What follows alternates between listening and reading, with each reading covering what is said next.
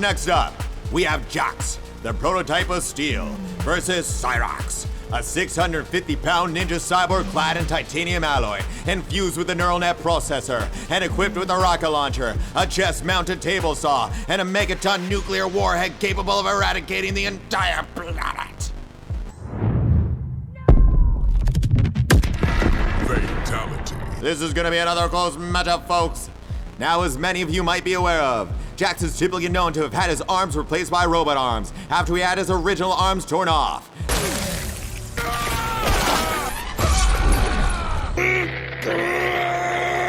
But this must be a prequel, as he actually just has regular arms equipped with cybernetic strength enhancers. Wish I had these babies back in high school. an odd time to make jacking off jokes, but I guess that's where he got the name Jax from, folks. If only he knew that one day he'd get his arms ripped off and had to get them replaced with robot arms anyway. What an interesting example of the past precursing fate.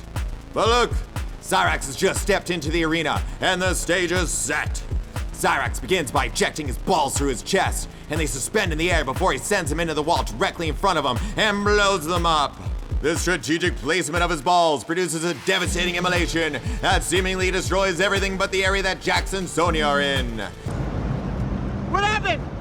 I don't know, it just didn't explode. That's weird. Incredible tactics so far, folks. Cyrax walks forward ominously as he plays the rip-off of the Terminator theme song to try and amp himself up.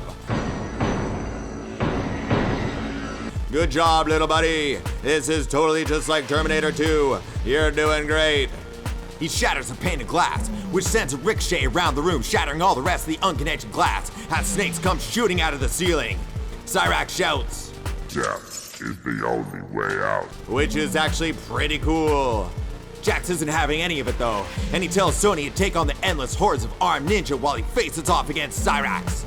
Cyrax leaps across the room and kicks Jax in the face. Jax falls to the ground, and it looks like all the machines in the room are ganging up on Jax as he's raked across the face by the wheels of a heart monitor. Well, that's okay, because in the next shot, it's gone. He asks if they can talk it out, but Cyrax only ever learned that one cool phrase. Oh, you speak English? No, just that first speech and this one explaining it. You're kidding, right?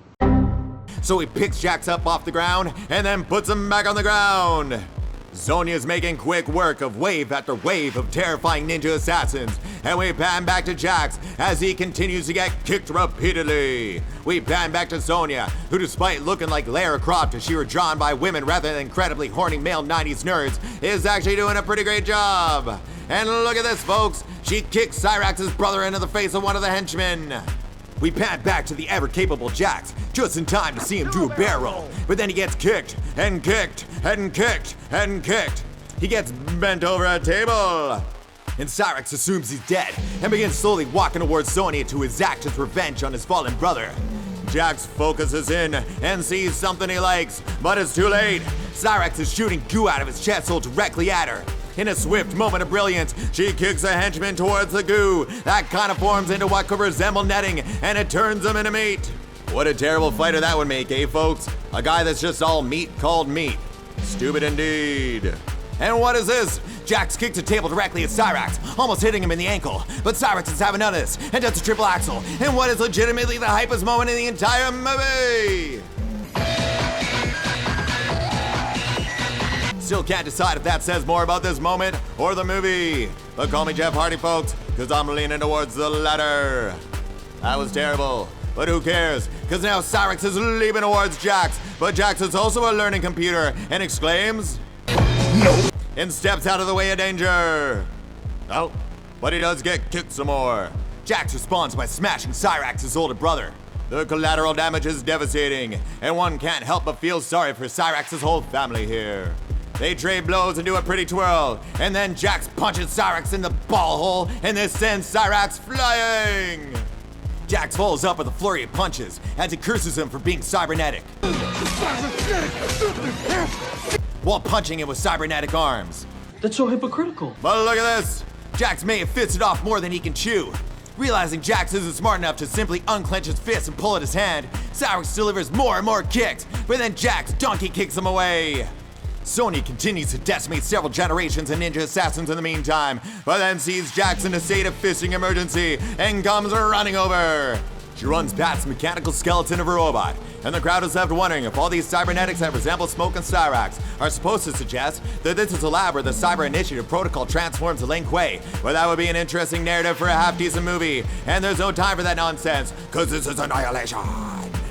Jax has his rubber arm stuck in a thin sheet of drywall. They begin triple fisting the wall together, but then Cyrax shoots another net-like projectile towards them, but Jax unclenches his fist and blocks the attack. Jax is left stunned by his own greatness as Sony leaps off him, doing a triple axel through the air into a reverse whirly bird falling tumbling roll that sends Cyrax flying.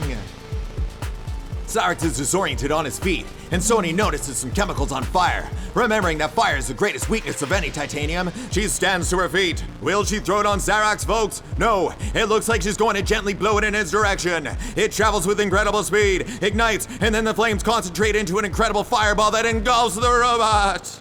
Cyrax is defeated, ladies and gentlemen. Let's ignore the whole tattoo on a robot that turns into a weird dragon and teleports away, because it looks like a self-destruct sequence has been initiated. The building erupts in flames, and the blast sends Sony and Jax flying to safety. And that does it, folks. Probably the greatest sequence of this entire tournament, giving us some hope 20 minutes into this movie, as it undoubtedly looks 100 times better than anything before or after. Well, that's something we'll find out for ourselves in the next episode of Unfair Kombat by CineMattersToMe.